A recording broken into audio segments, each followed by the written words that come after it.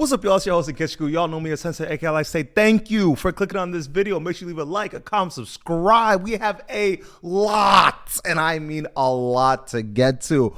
First on the docket, I would like to say, I have been bombarded on TikTok. You know what? I know I said this once every single week, but I feel like I always find something that will make my heart every single time. And this week I found this video thrashing, or at least making a mockery of one of the most beloved animated shows or animated movies of all time. One of those movies that really, when you look back at your childhood and you think about what raised you, you think of him. That's that green ogre. That's when you think of what places you found your morals and things that made you passionate and things that made you empathetic to those that are around you, you think of this green ogre. And when I get onto the internet and I find people thrashing one of my goats, it hurts. It sits here and it burns. Where this one lady says, "You cannot make an ogre out of a man, but a man will make an ogre out of you." Let us watch and critique. Just posted on my Instagram story about how Shrek is not a fairy tale. It's a cautionary tale, an example of how a woman cannot turn an ogre into a man, but he can make an ogre out of you.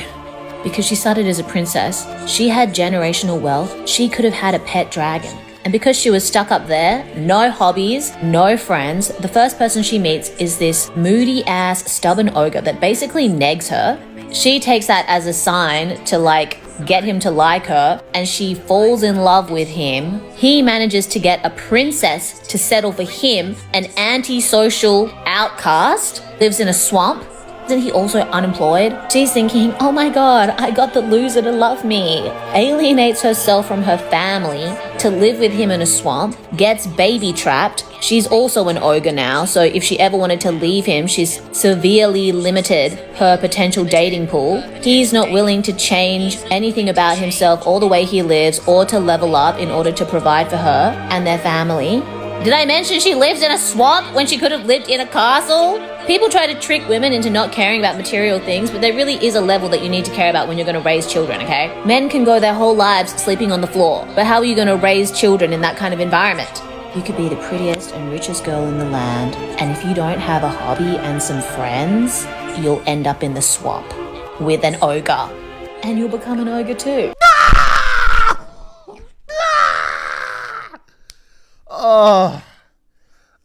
Okay, I have a litany.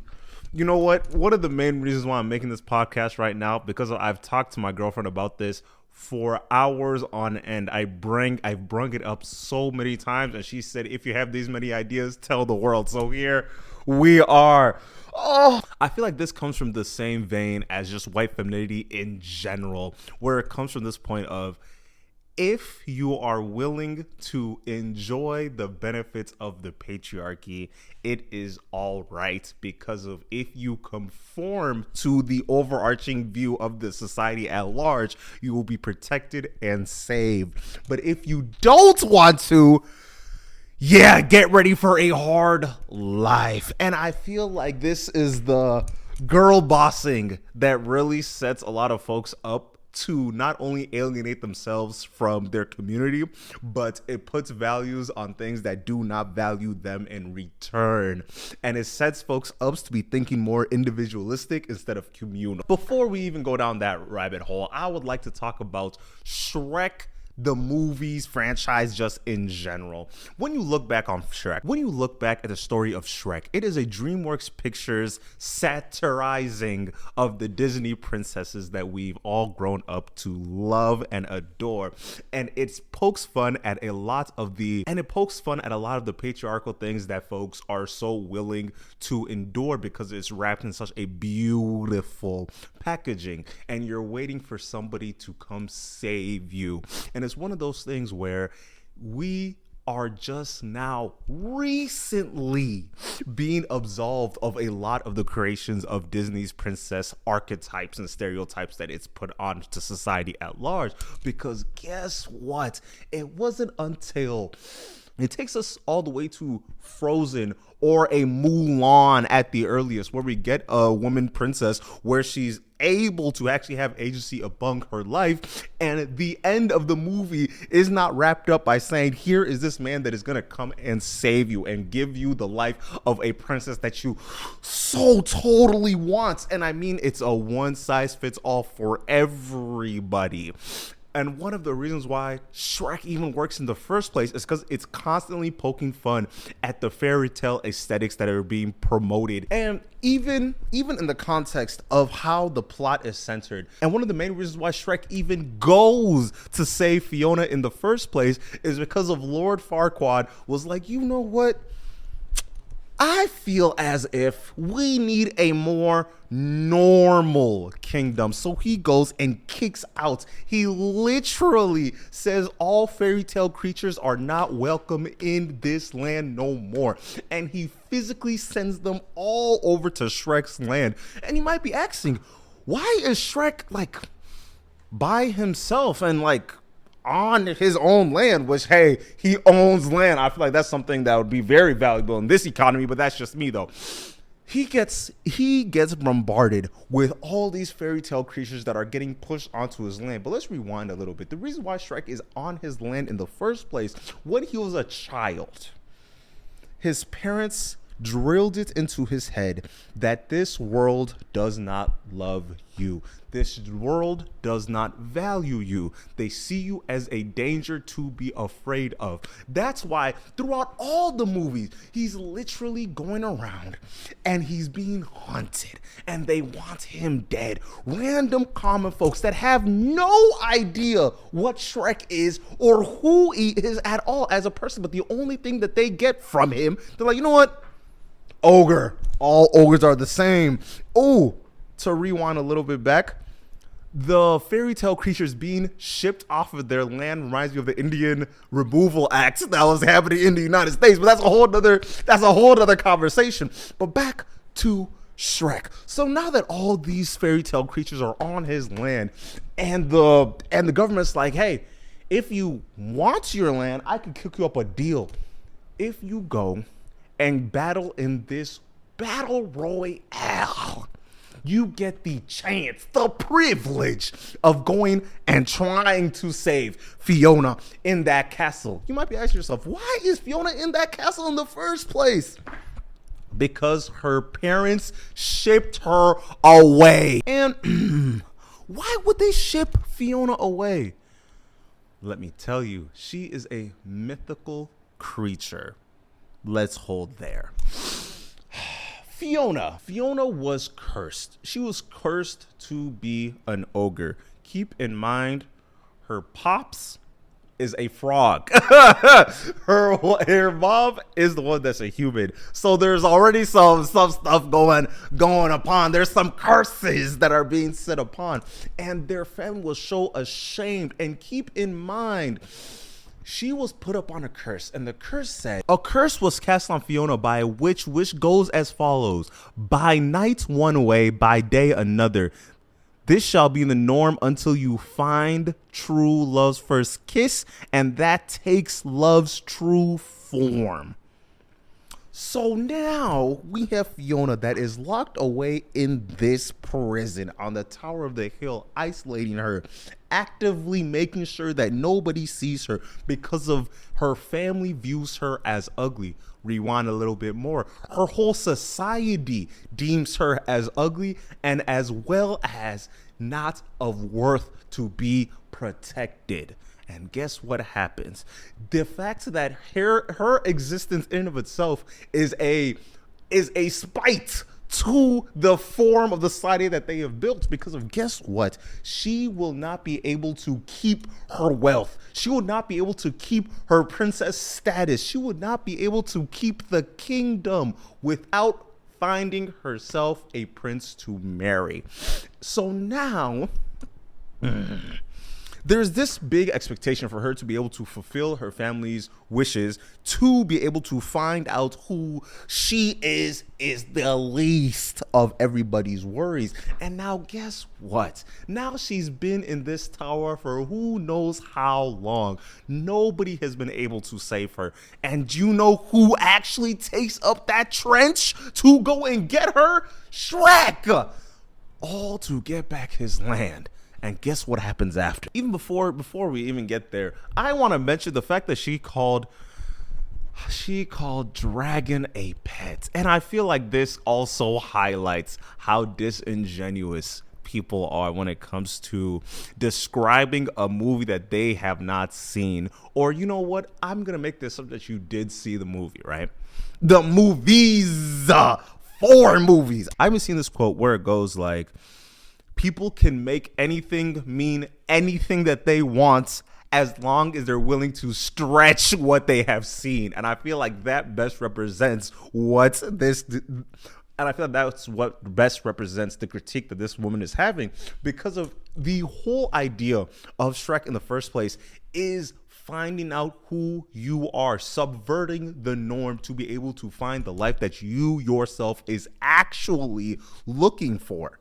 And that's a very important lesson to take away from the movie in the first place, because that's what it's going for. And let's go to Shrek's and Fiona's relationship real quick.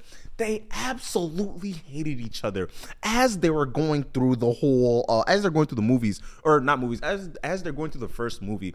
They seem to have this, Fiona has this stereotypical princess way about her, where her nature is like small and petite. She doesn't really seem to be giving that much pushback. But then it gets to a point of the movie where she's actively showing that she's not only independent, but she is wildly capable. She can sing, she can dance, she can fight like no other. Put her hands on everybody. And guess what happens? Shrek and Fiona slowly start finding companionship, and they start connecting on a deeper level because they actually seem to go together. They actually like each other. The way that she talked about Dragon really hurt my soul, because she is a princess in and of herself. She is also a powerful princess with her own ideas and her own morals and her own hobbies and things that she likes to do. And the fact that you could go and dumb down her whole character to being a pet. Please don't disrespect my girl, bro. Don't disrespect my baby. That's crazy. That's crazy work. And then when it comes to Shrek, the emphasis on the fact that deeming Shrek to be ugly and trashing the fact that he lives in a swamp, it feels like not only a disregard for what he is in totality, because of ogres live in swamps, and the fact that there's this over reliance on the fact that he is ugly, and that's where the value is being coded and held in. I feel like that's not only does that prove that you believe that the status quo in and of itself should be that way, because guess what? Fiona was right to believe that he was ugly at first, because the world was calling her ugly throughout this whole movie, her whole life. She's been deemed as ugly. And then when it comes to Shrek being antisocial, or the fact that he finds it difficult to make friends, being an introvert is not evil. That is so crazy that it needs to be said out loud. Being willing to be on your own and find peace within yourself is not an evil thing. So the fact that the main takeaway, being to yourself, being comfortable with yourself, and being comfortable in your own space and silence is not an evil thing. Being an introvert is not evil. And that's why I even like Shrek in the first place, because when he does meet people, he's like, you know what? Me and you go like this. We are cool. He meets Donkey. Donkey's annoying, but he says, hey, I see the value in you. You are a good person. Puss in Boots pulls up to mark him. And you know what he does? After he's like, you know what? I know you've been trying to kill me all movie, but you all right to me. You cool, man. You just chill. And then even fast forward in the movies, where when people actually give him that chance, they're like, wow, you are a great guy. From the kingdom's king, from Fiona's mom and dad, to the fact that after he gets married to Fiona, they get sent to be living inside the castle.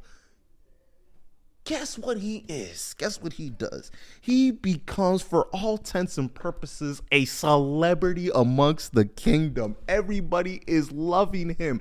They're Do-the-roar! Y'all don't remember Do-the-roar? Is that not insane? There's kids that find him not just adorable, but they want to be around Shrek to the point that he gets overwhelmed. And then let's even talk about the prejudice that Shrek was feeling throughout this whole movie, or through the second one particularly, when he goes to Fiona's family and like, you know what, I will take up the mantle. I'm going to be here. Guess what he does? He goes and says, you know what? I'm going to take the elixir to become human if that's what you want. If that's what you truly want, Fiona, I will change into a human. And do you know what Fiona says? He says, I like you better as an ogre. Not even to mention, I like you better as an ogre. Add to the fact that she likes herself more as an ogre. When she gets that true love kiss and she gets turned into an ogre, that is a proof that she loves being who she is. That's part of it. She enjoys the ogre lifestyle. She goes and lives in the swamp. She goes and happily has kids with Shrek. And then you might be saying, hey, let's push back a little bit. But what if it was Prince Charming, the person that she was supposed to? I know, Lord Farquaad, he was a bad guy. He was short. He was evil. He was short. How about Prince Charming? And I got one thing to say to you. The fairy godmother, Prince Charming's, I think mother or something like that, was the one that locked her in that castle in the first place. You speed forward a little bit. She puts up the elixir, and you know why she's so hell-bent on trying to make her human? So Prince Charming can marry her and steal the kingdom of far, far away. That was his plan. That was their plan. And the fact that it's okay, because Prince Charming, even though he's so, what's the word? Into yourself? What does it mean? Vile? Self-absorbed? Meticulously? Obsession? Beyond the point. Adonising himself, right? Adoring his physical attributes. That's the guy. It seems like it would have been perfect for them to shakalaka themselves. And you know what? Let's speed forward to the fourth movie, Brother in Christ. When Shrek is overwhelmed and he says, hey, I just want one day where it was back to the way it was, where I was feared again, where I could stay home by myself and nobody would dare walk onto an ogre's lawn because they believe that I would be a blood-sucking, blood-hungry animal. And you know what happens? You know where Fiona is? She's a warrior princess. A warrior ogre princess. Let's talk about it. In the world where Shrek does not exist, Fiona becomes a rebellion rebel. Free the people. She pulls up with her sword and shield and she's ready for battle. And you think that the fact that she chose her ogre self is wrong? I refuse. She's more of a baddie now than before. But there's something, I feel like there's something so telling. The fact that it seems as if trying to side with the fact that our human form was better and more appreciative and more likable. I feel like that's an allegory for race if I haven't seen anything else be that. And even throughout all the movies, Fiona has always shown this level of extroverts, this level of being able to connect and be charming enough to be able to interact with anybody, have people follow her. And I find it so interesting because of every single rendition you have of Fiona. Besides her human form, she's literally surrounded by either her friends, she's surrounded by her squad of ogres, or she's actively running a kingdom with Shrek as a fantastic mascot. I took a while before coming and talking to y'all about this, but I Show Speed's whole Africa tour did something for me, and I don't want to like overreact to it, but I feel like it stems from this place of the fact that there's been so much propaganda on how desolate and empty and this poverty porn that seems to be permeating all throughout the internet in the context of Africa to continue the disenfranchisement of the continent itself. The fact that I'm still seeing people call Africa a country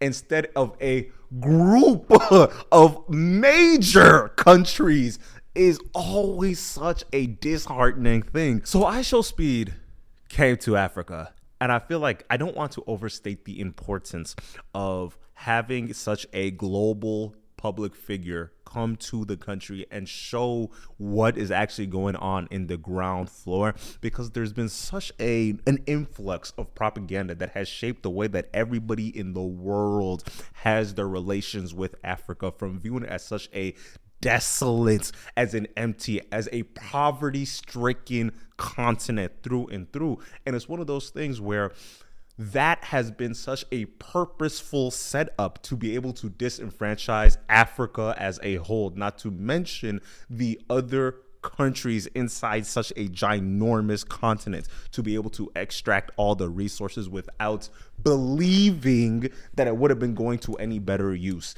So I want to talk about I Show Speed for a bit. I Show Speed is one of the most popular people in the world. Just we don't even talk about like the social media wise. There's not too many people in this world that can pull up to, I don't know, Cuba, Argentina, Nigeria, Tokyo, the middle of Serbia,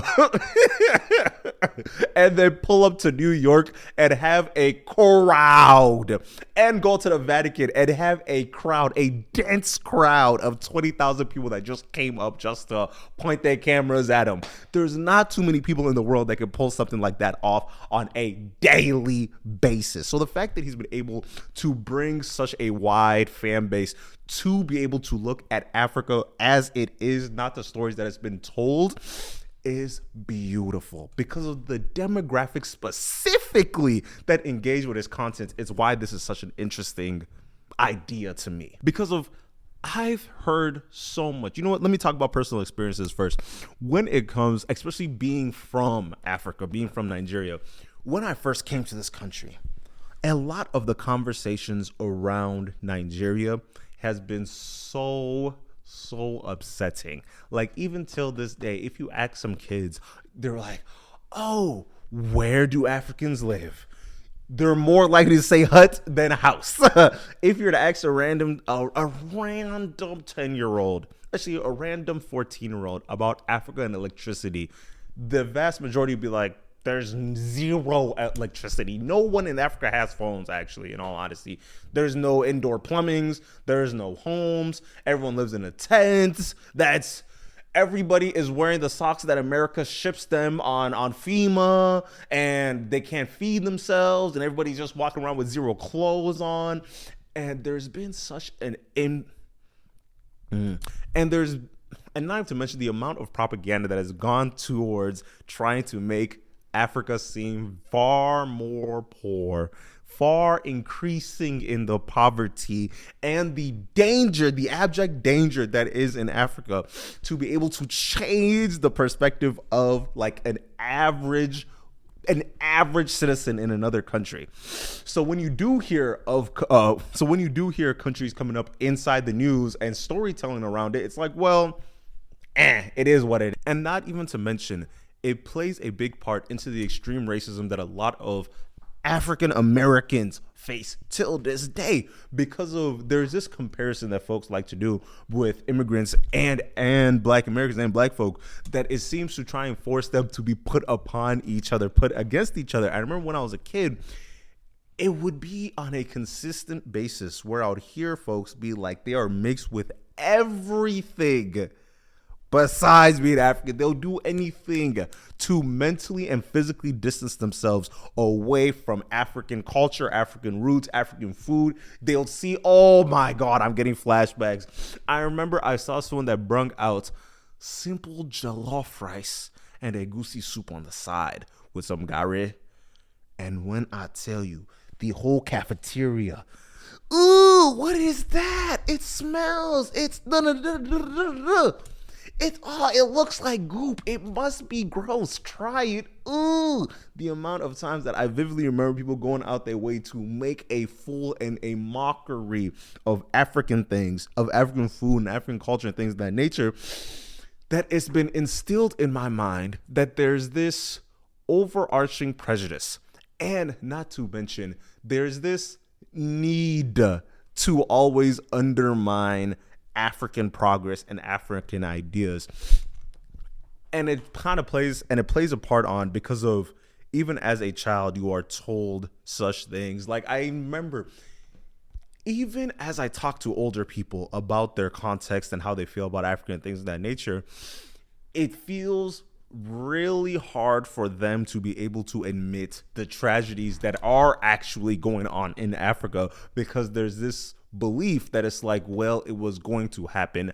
They don't need their oil. They don't need their diamonds. The minerals that it takes to create this smartphone that we are using, that you are watching me on, it must be taken because of Africa is not doing anything with it. So the fact that a guy like I Show Speed can pull up and show some abject joy, pull up with a bright smile on his face, and truly show the joy that is in this continent of Africa is so beautiful to watch. And that plays a part into colonialistic thinking that occurs in the context of Africa, because it's like, they're like, oh, Egypt is in Africa? How? They created the pyramids. They went out of their way to say that there was aliens that beamed down to give us the pyramid, but they would refuse to believe a native African was the one that made it.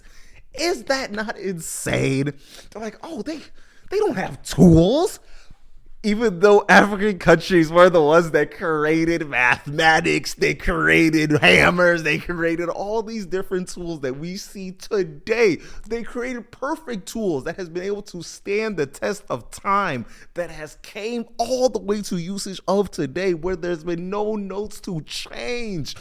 But then you look at somebody else, they'd be like, well, no, it can't be. They're primitive animals. And I feel, and it's so exhausting, especially in the context of the United States, where people will go out their way to be like, no. And it makes me mad because of the amount of poverty porn that has been exploited and shown and obsessively placed in the context of Africa is so disheartening, because it feels like not only is the news making money off of shipping that idea to the rest of the world, but when they ship that idea to the rest of the world, they're able to be like, okay, this will be the context that other countries will now behave upon in the context of trying to make trade deals or work with Africa. And now you get instances where you see a lot of foreign influence inside the continent of Africa, where there's so many pseudo governments that do everything that they can to ship out and sell out Africa's resources, so they're able to make some bread on the back end, where there will be no infrastructure. But guess what? The president is going for his hospital treatments. He is going to the UK. He is going to New York, Columbia. He is going all the way he's going to Tokyo to go meet the greatest of doctors. But you will be damned if you catch them inside Nigeria trying to find some healthcare. Even let's rewind a little bit more, or let's move on a little bit further. And it reminded me of Anthony Joshua's accident that he had in Africa where he got into this car crash. His close homie passes away. And do you know what they do? They go open door. They start moving him after he's got into a car crash. And guess how long it takes for the medics and the folks to actually pull up and come and rescue this man that just had the biggest fight of his life. One of the most monumental moments in his career. He can't even find a hospital. He has to get flown out. I think he went to a whole different continent. Or he went to a whole different country to be able to find better treatments.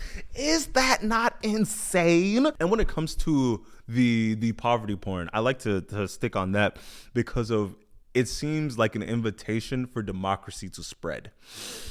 When like I've been saying throughout this whole video, like when another country will see the influence, let's say like the influence that Great Britain has had on these African countries, where the Queen pulled up and just ransacked, just savagely went through all of the continents of Africa, claiming this area, claiming that part, going saying Senegal, let's cut it right in half, and let's cut it right between the two tribes, and let's put it in the context of weights.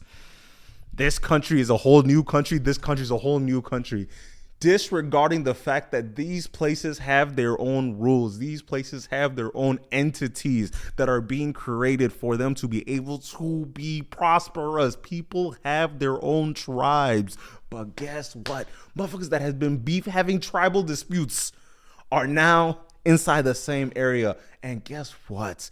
The government will not care. They will not recognize. They did not put any idea to think about what their life was before this. Now they have someone that was over there that went, and now they have half of their crops because of the arbitrary lines that folks pulled upon so they can dissect and cut apart Africa from head to toe. And another part that I loved about I Show Speed going to Africa in the first place is the fact that the average American's ignorance when it comes to seeing a foreign land in Africa, they truly, I've seen so many folks talk about the fact that they truly believe that I Show Speed was going to die on his trip to Africa because of they believe that the safety would not be there. And why that's really interesting to me is because of we have seen throughout time, everywhere has ghettos. Everywhere has a specific area inside of there where they live that is just dangerous. That is across the board. There are places there's places in UK that are objectively, by statistics, more dangerous than parts of Africa. There's more dangerous areas in Eastern Europe than there is in Eastern Africa. People forget that there is literal technological advancements in Africa right now. So being able to show off a place like Ghana, for example, is so important. Showing off the seas of Liberia, and the fact that folks were naming they're naming places like the Congo. They're naming places like the north of Nigeria. They're naming like these places that are going through conflict, right? Not recognizing that one, Africa is the biggest continent. It's just bigger. Is it? Is it bigger than Asia? I think it's bigger than Asia. Yeah. Africa is huge. There is multiple areas. This is a vast nation. It's a vast nation. And just like there's places that have obscenely high levels of crime rates in European countries and Australia and the Americas, don't even get me started on these four walls that we live in today. But the fact that it's vast and continuous and people will go out their way to not think critically about this is always so interesting to me.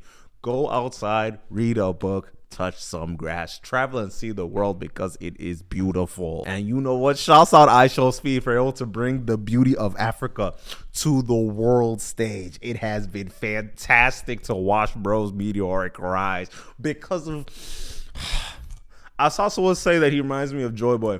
He does. Everywhere bro goes is just a bundle of greatness, man. It's just beautiful. I loved all the countries, bro, has been touching. And the fact that everybody is just so objectively, just obscenely happy is just beautiful. Keep bringing those smiles, because that's all we here for. I saw this post. Y'all brung this post to me.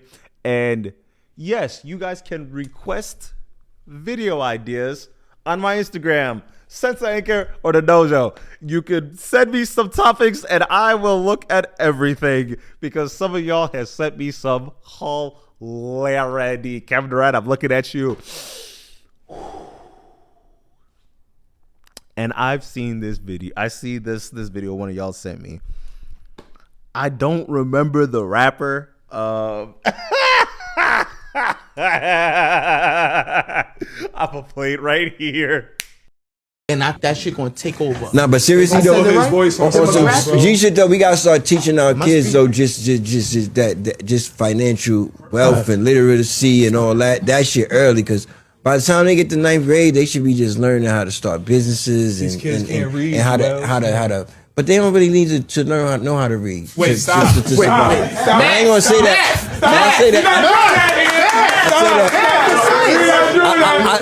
I say that respectfully. I'm not saying that in a way to be literate, because you're not supposed to be illiterate, but you can. What's more important, reading or math? Math. Told you. Math. I think you could listen to a book on YouTube. You can still obtain the information. And you don't have to know how to read. Is financial literacy more important than reading?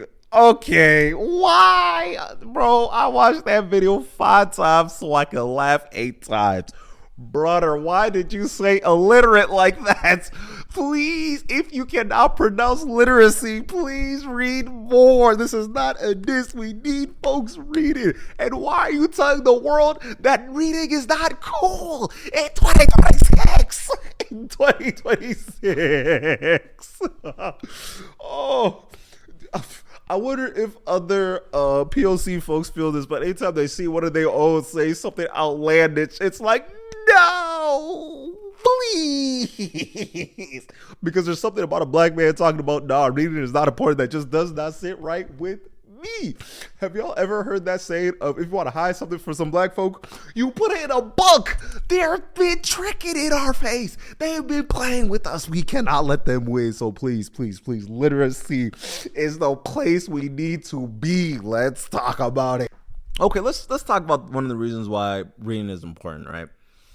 The cognitive and behavioral benefits that come from reading is really important, because of not only does it strengthen your brain, but one of the things that I've noticed, especially the older I get, you need to treat your brain like a supercomputer. You need to be able to feed your brain with the information that it craves. Your brain craves reading. And reading is one of those easy workouts that sets you up to fight off dementia in later aspects of your life. You don't need to be handicapping yourself for when you 70 right now by foregoing reading. And reading is one of those things, like any muscle group. Your brain is a muscle, just objectively, right? And it also behaves in a muscle in the sense that if you do not use your brain, if you are not reading, reading will only become harder. But the more that you read, the easier it gets. And the faster that you are able to comprehend ideas and, honestly, everything, the critical thinking that comes from reading is very apparent.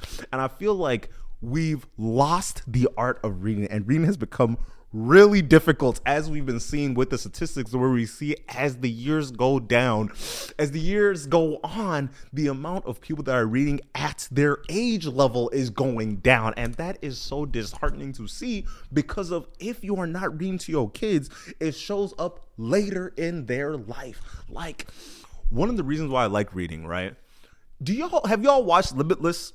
Y'all remember when he takes the pill, and what it seems like that pill does, it helps him recall ideas and things that he has consumed throughout his life with crystal clear accuracy, and actively remembering the context that he was learning that information in the first place.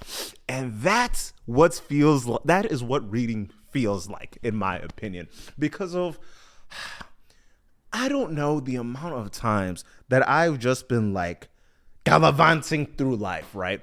And then just like pulling out a word or pulling out a scenario or pulling out this idea that I've gotten from a book, where the vocabulary that you gain from reading at, well, let me not say above your grade level, but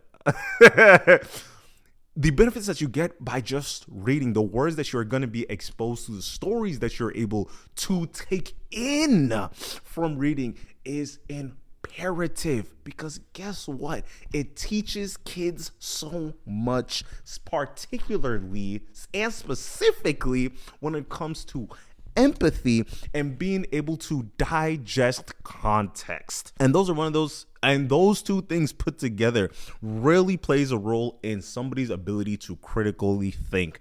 And I feel like I was saying earlier, we are losing recipes. Critical thinking is difficult for so many people, and I believe that's because they are not reading. Because of, let's break down what reading is. When you're reading, you are able to follow a narrative, follow characters, be able to hold on to two separate characters at a time and not forget either of them. And that plays a role when you are in life and you are making business decisions, because you are going to be able to critically think. And that will be necessary when somebody hands you, here's a contract, Mr. Rapper Guy.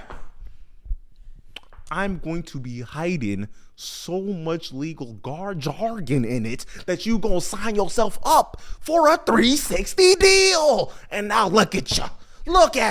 You made $300,000 over 14 years, and now look at you.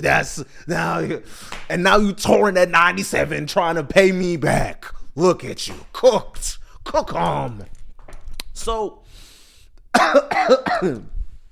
and you know what? Even on that business tip, I've seen so many stories. I heard so many stories of folks being taken advantage of, especially in the context to content specifically. Oh, it burns me. It angers me. It hurts my soul. Bro thinks that they're dealing with an upright citizen, the person that has their best interest in mind for them. And then they turn back and they're like, oh, I don't own anything I've made.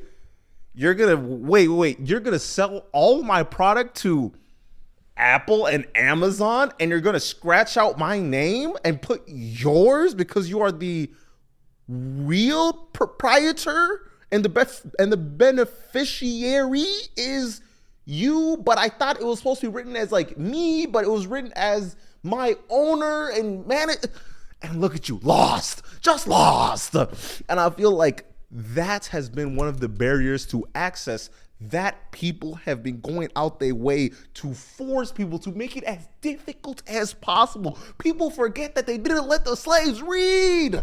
They literally said, nah. They literally were like, you know what? Hey, we're going to keep that body. And we're going to break that mind. And if I catch you reading, read your book, because of folks have literally died. People have died over being able to read. And folks are trying to convince you that the reading is not, math is more important than reading. Really? Come on. And honestly, one of the,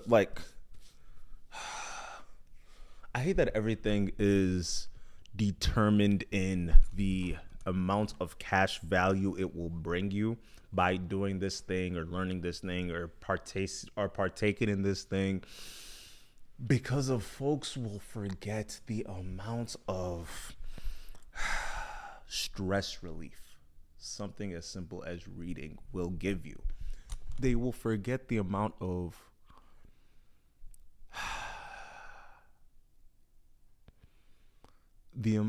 calm that comes from reading cannot be denied.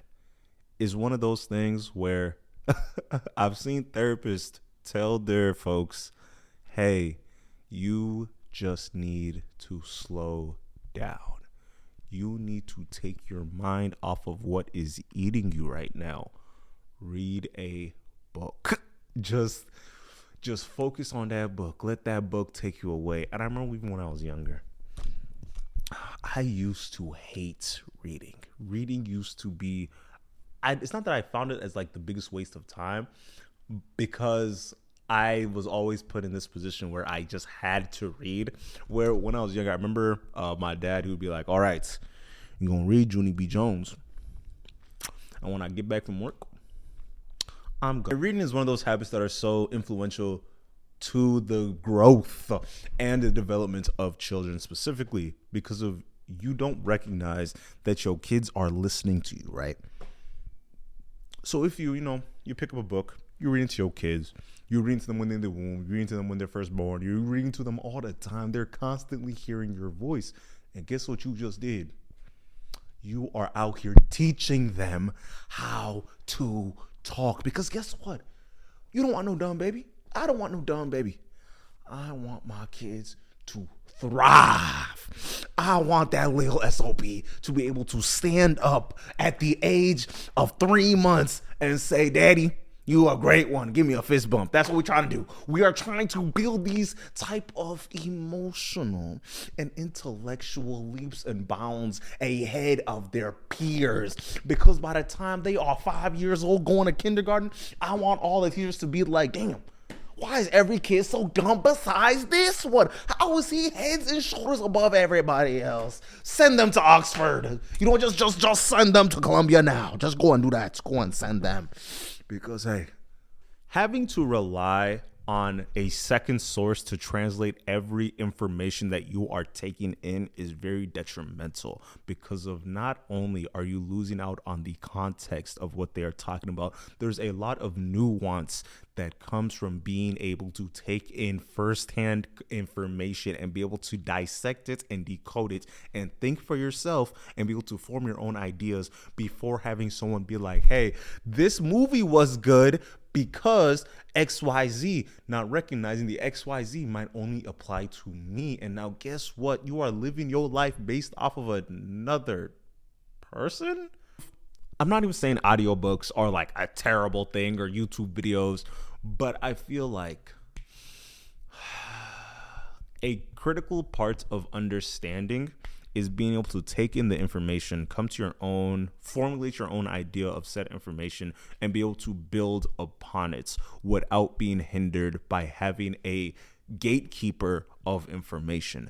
Because of when we have gatekeepers, there tends to be folks that are able to turn the axle of what is deemed as not just appropriate to them, but they're able to change what the cultural zeitgeist is able to consume at large, changing not only opinions, but change the way that people are able to interact with others, and changing what the overarching cultural norm is when folks are not able to take in information on their own. They're always too worried on the gatekeepers of society. J. Cole dropped The Fall Off, and when I tell you that album, it did something to me. There's something about an hour and 41 minutes of just sitting down and taking in such greatness.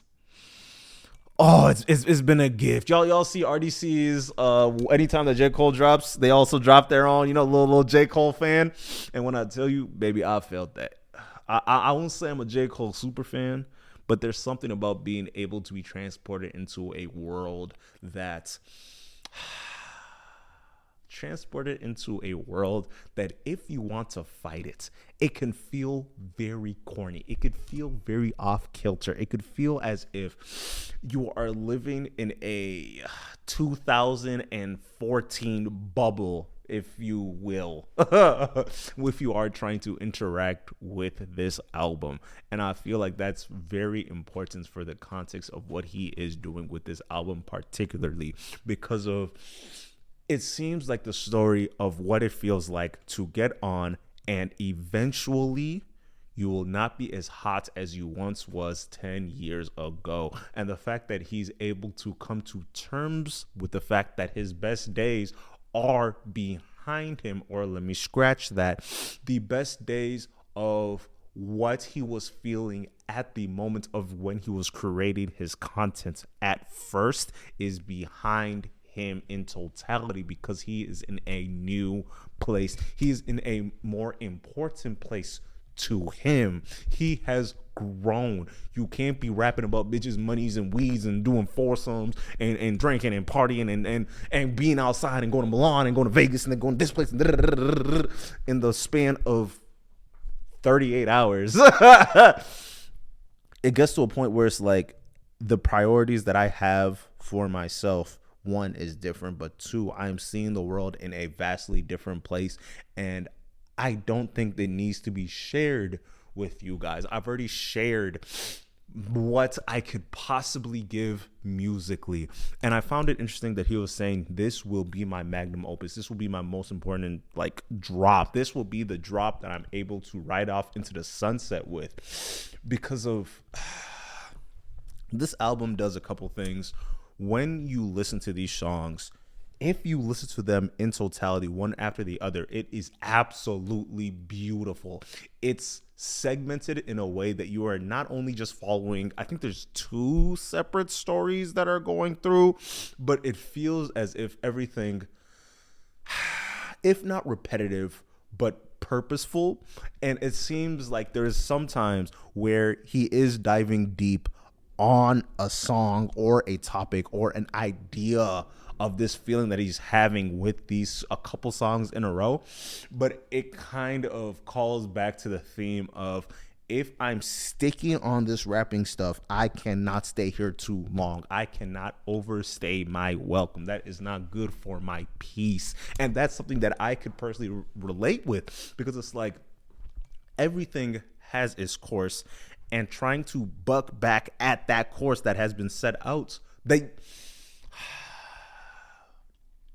and it's not even like J. Cole can't keep making music forever, because we've seen his feature game. His feature game is absurd. I don't think there's many artists that can go feature for feature with a guy like J. Cole. But let me talk about the length of this project, right? Like I was saying earlier, it's an hour and 40 minutes, and it sounds really good put together, right? As a soliloquy all together. But it gets really weird when you listen to them on their own, because it gets to a point where you're like, I was talking to my friend with this, because it's like we both downloaded out of the, I think it's a 24 tracks, something like that. There was legitimately 18 songs that you're like, oh, save. But then when a couple of days go by, it's like, am I going to want to listen to this song in and of itself, by itself, randomly? I don't know if it's the fact that it's a lyrical spiritual, because I don't want to give it that label, but it also feels like I was saying earlier, it's a product of a different time, where if this album, let me say it like this, if Forest Hills Drive was to drop today, folks would call it trash. I promise you. Folks would be like, yeah, I'm trying to find me some Yeats. But if you were to drop this album, The Fall Off, back in 2014, Illmatic. This album would have went triple, quadruple platinum. This album would have been so fucking insane. It would have been so crazy. Not just the storytelling, but there was a scene. I like how J. Cole is able to describe how paranoid and scared he is of the life that he has created for himself, because there's this thing that comes with fame where your existence is now for consumption, if you like it or not. If you want to be in the public eye, or if you don't, you best believe when you do pop out and your folks see you, your fans are gonna rush you. And the amount of times throughout this album that he was like, yeah, bro, I genuinely thought I was about to be robbed. I thought bro was gonna take my life today, right as we speak. There's a song where he's at the gas station and then he sees this guy eyeing him, and he's like, whoa, is he finna what is he reaching in his pocket for? What is he doing? Hold on. He goes and walks up to him. The guy at the gas station walks up to him, started talking to him. And he's like, what? And then all the guy wanted to do was to tell J. Cole how much that he meant to him.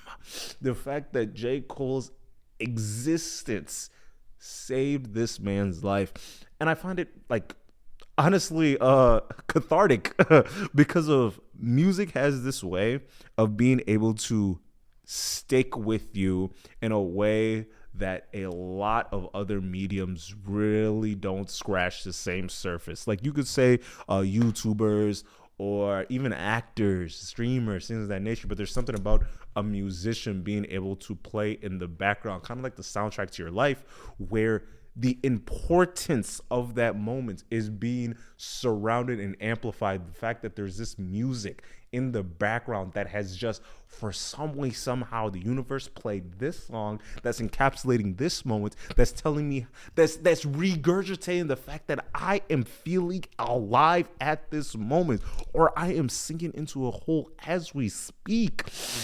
And guess what? That song was with me.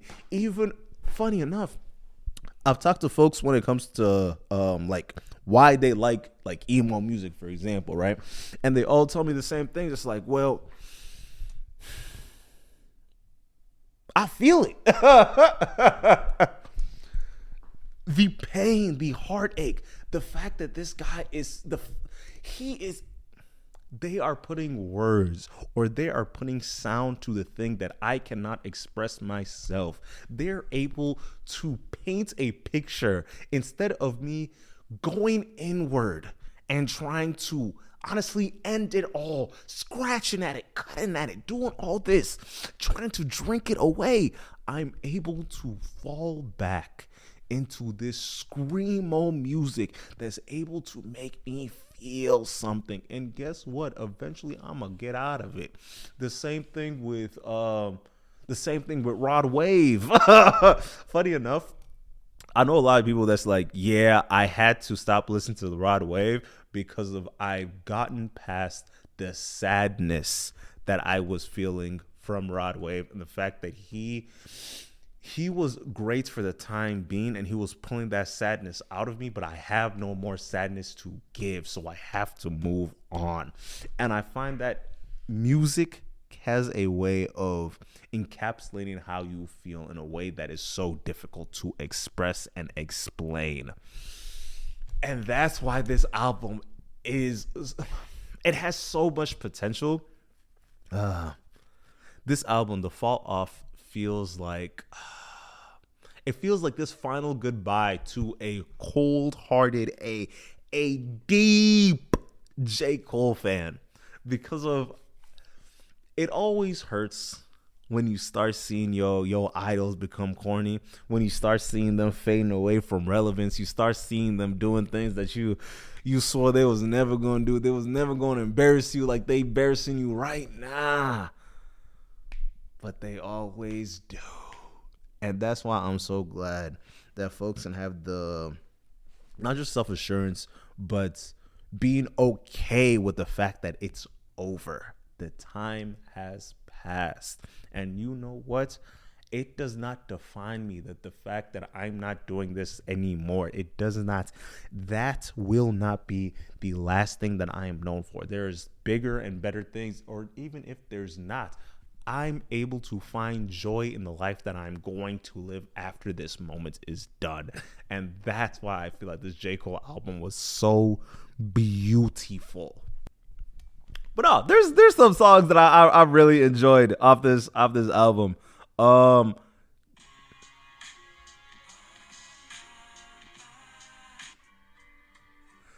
song Run a Train.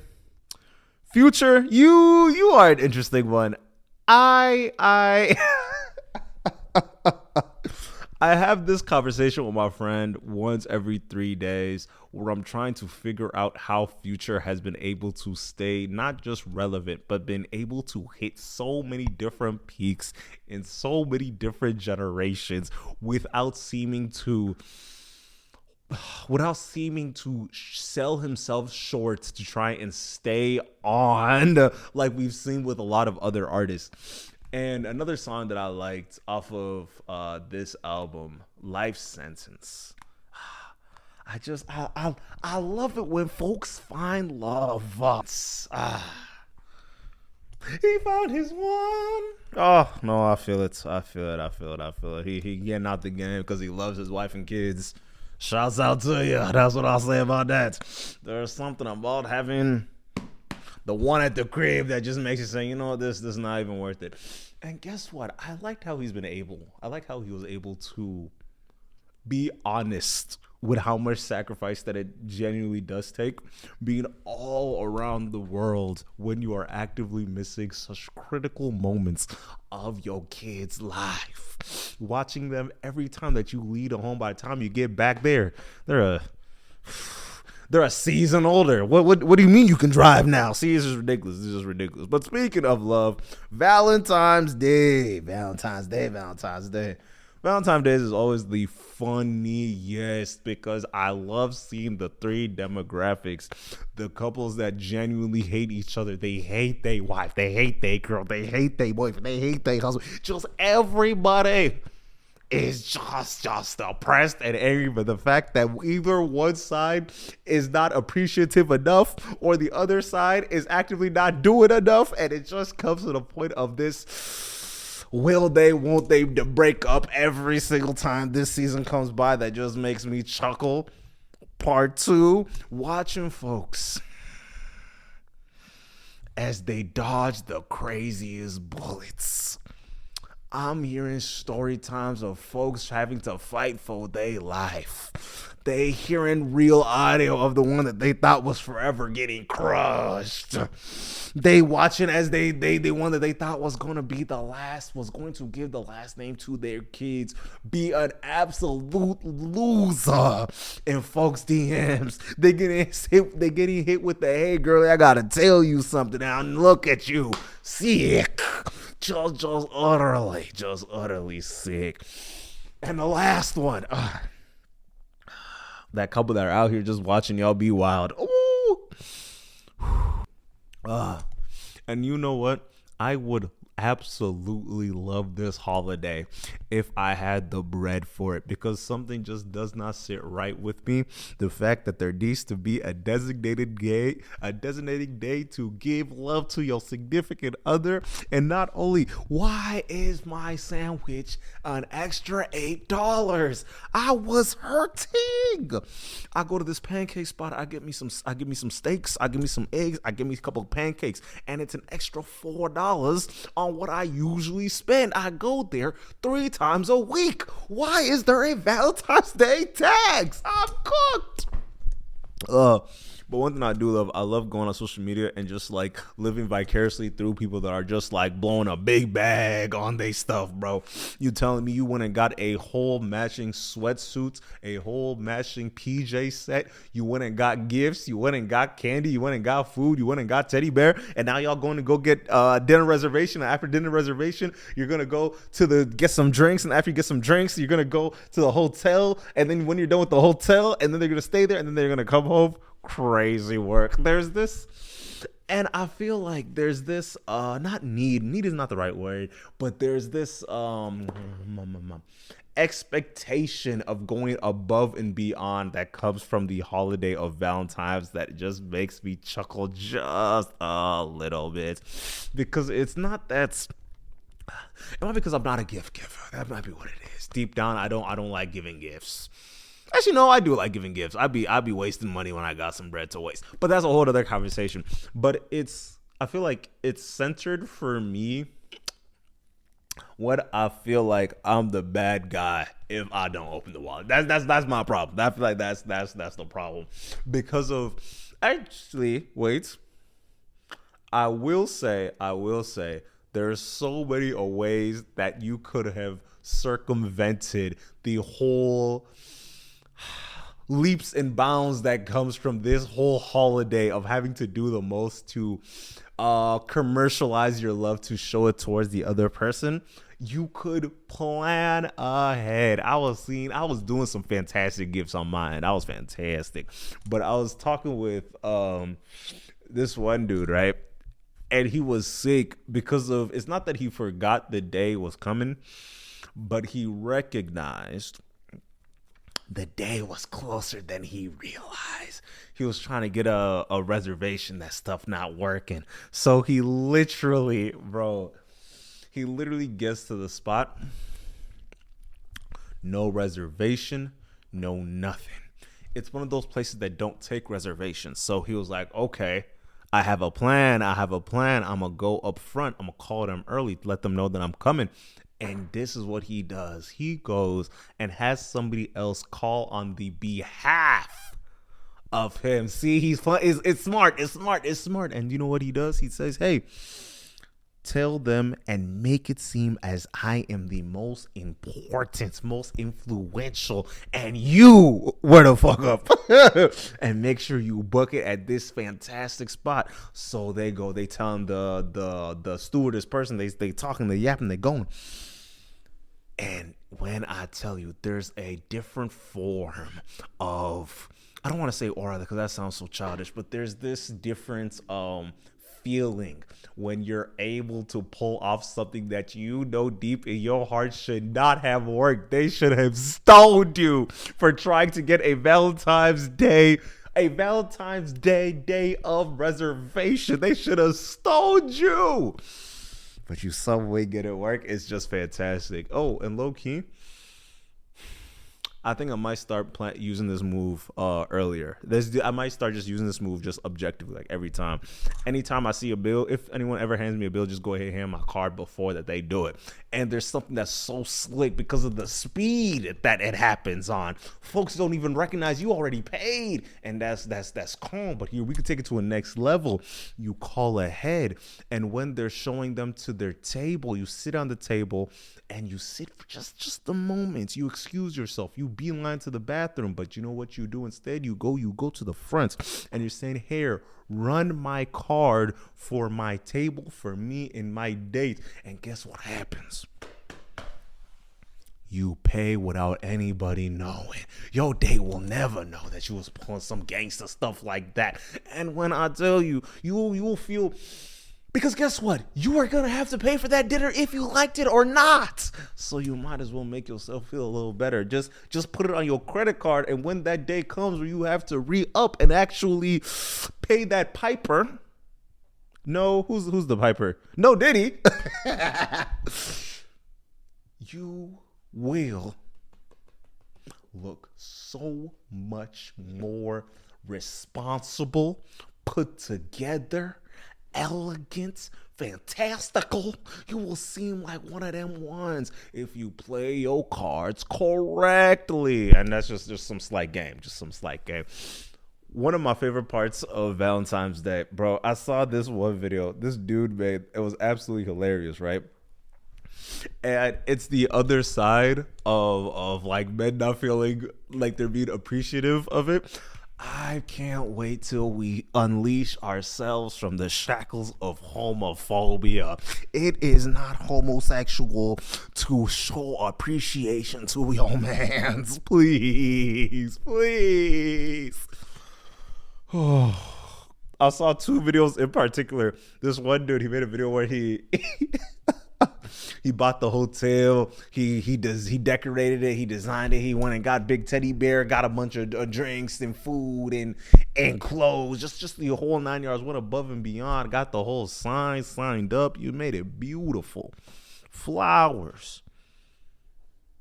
And then his girl ain't even tell him that. Said, hey, so where's did you give me anything for me? Did you like any? Was your thing? And it was like, oh, I got some box for you. We've all heard that sentence. Not me though. Not me though. The people I choose actually like me. They actually like me. They don't get me flowers. I get them flowers too, but yes, it's a nice time. Oh my god. And I always find it so funny how quickly the miserable folks are able to just pollute my For You page anytime this holiday comes around, because I don't know if it's my For You page trying to humble me and tell me, hey, other people's lives actually suck. You cannot be the most fantastic, enjoying life, seeing all the world, being able to live the beautiful life that you live. Just let you know there's other people that have terrible lives too. And you know what? Hey, if that's your life, that's your life. But let me tell you one of my favorite parts about Valentine's Day. Flirting is a lost art. Why? We need to get back to them recipes, because there's something about the build up towards the physical that is so connective, that is so what's the word I'm looking for? It is so embracive. It's so it's so confounding. It's so pleasurable on the lead up to the actual physical, when you're actually able to be quick on your feet. You have the banter that's setting it up to be like, oh yeah, no, I have a brain up here. I'm intelligent. We can banter. We can go back and forth. You can tell me a joke earlier, and then I could build upon the joke later to make it even funnier. Yes, I have memory. I remember what you said, and guess what? I could throw a joke in there too. I could delay gratification. One of my favorite things ever. I want to try this before I die. Pick my girl up. When you go to the bar, you act like strangers. And then you go and you spit some game like it was the first time y'all met. That's where that's real hoop. That's where you really get to hooping. That's the real hooping, because there's something about rebuilding that chemistry that's already there. You go start taking shots from Yucatan. You out here hooping. You out here taking shots you ain't never taken before in your life. But guess what? It's green, fuck nigga. It will always be green, because that's your forever. That's all I gotta tell you about that. That's your forever. So you gonna shoot like Curry, no matter what the instance is, no matter how bad that shot is. Can I put the thumb? It's always gonna be good. You always gonna be chilling. But it's a fun time when you're able to go and try new things. But the one part, it really does get really expensive. But do you know what else is expensive? Having to fund your family members' lives. I don't like talking about celebrities that much, but I like talking about celebrities as a way to be a vehicle to the conversation that I truly want to have. So recently, Glorilla's sister has been airing out all the business of Glorilla, saying she's not as kind as y'all want her to be. She's not actually taking care of any of us. She ain't retired her mama. She ain't retired her daddy. We still work. We out here slaving away still, even though she's been on for like 4 years now. She hasn't even cut us any part of the check. We're hungry. We looking for some bread. And I want to have this conversation real candidly for a couple of reasons. Number one, I find it so interesting, the idea of when one person in your family gets on, they have to put everybody on. Because of, what do you mean have to? Why are they not like obscenely, not just willing, they're hoping for the chance to buy everybody a house? What do you mean that they're not giving you no bread? What did you do? What did you do? And I like how everybody on the internet was like, you know what?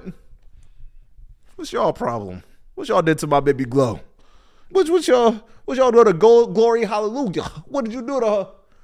And you know what? I do not blame them. Because if this is one of those instances that feels so self-sabotagey to like creatives and as well as like successful people in general, where there's this entitlement from everybody to be able to put their hands inside your pudding, being able to be like, hey, we are the backbone. Since we was putting you on, you got to put us on now. And I feel like that is the easiest and fastest way to not only kill your momentum, but go broke. Because I remember when Fayetteville, right? I think this was once he got out of jail. He was starting doing a lot of interviews, and he was talking about how he was spending hundreds of thousands of dollars on his homies every month. And guess what his homies was doing? They would eat every single thing that would put in their hand. They'd go in their mouth every single time. And it got to the point where when you're making so much bread, at first you are making so much bread you don't even recognize that that's how much money is actually leaving your pocket. Because if you made $2 million this year, you made $2 million this month, what's $300,000? I could buy everybody a car. Because guess what? I'm gonna get $3 million next month. So oh, I'm gonna put my guys, I'm gonna pay them each $10,000 a month, even though they're just like groupies. Oh, I'm praying for the day my homies blow up, because I love to be a groupie. Yeah, brother, send me $5,000 a month. Yeah, just deposit that $5 bands. I appreciate it. Oh, you want me to travel around Sri Lanka, and you want to go to fucking Milan? You want to go to the Olympics? Oh, I'll jump on that private plane. Why not? I think that's fun. I think that's cordial. Back in the story real quick. I find it very disheartening when folks are trying to like basically blackmail their family or their friends into giving them money, because of the one way that would make me hold on to my bread and put that bread right directly back into my pocket when somebody is going on the internet trying to make me seem a fool. They talking all the crazy stuff about me this whole time for everybody to see. Now my business is on TMZ. Why is that? Why are we talking about this on CNN? You know what? You will never see me again. But I will say, her sister was like, yeah, if you were to give each of us $2,500, that's cool. We will leave you alone. There's 10 of y'all. $25,000 and we will never speak again?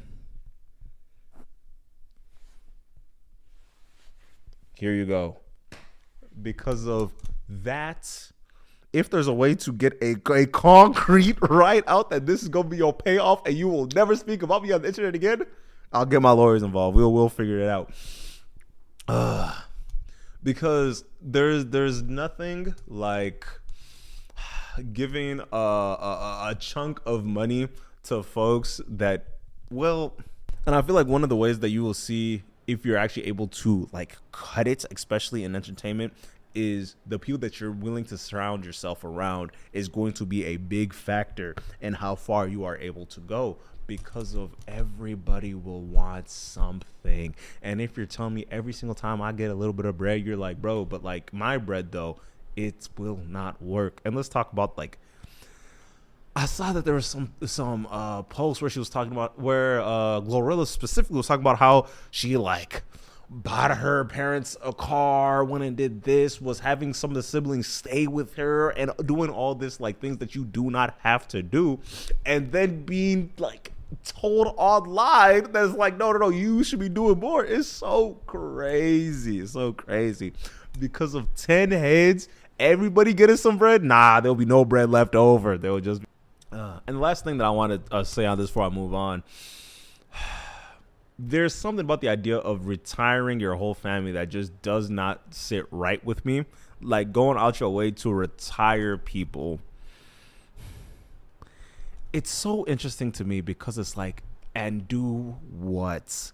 Because one of the things I found out, especially when you get older, working, or at least like finding something that you like enjoy doing, or finding something that's going to create a consistent habit forming events in your life that will connect you with community, that will connect you with a form of like purpose, is very important once you hit that age of 70 and onward, because of everything everywhere is telling you to die.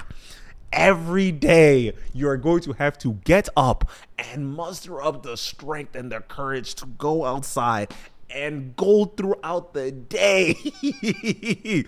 And the fact that like trying to be pushed into retirement is like, what if the family doesn't want retirements? How is that going to be beneficial for you in the long? How's that going to be beneficial for them in the long run? Having them just not do anything. If it's a thing where they actually like say like, hey, I can just like do not want to work, and they want to be like, hey, trying to cut me a piece. That's up to Glow. That's up to Glow. Yeah. That's. We've been going for about an hour and some change. But yeah, make sure you leave a like, a comment, subscribe, all that. Oh wow, it's been a while since I've talked for 2 hours. We out.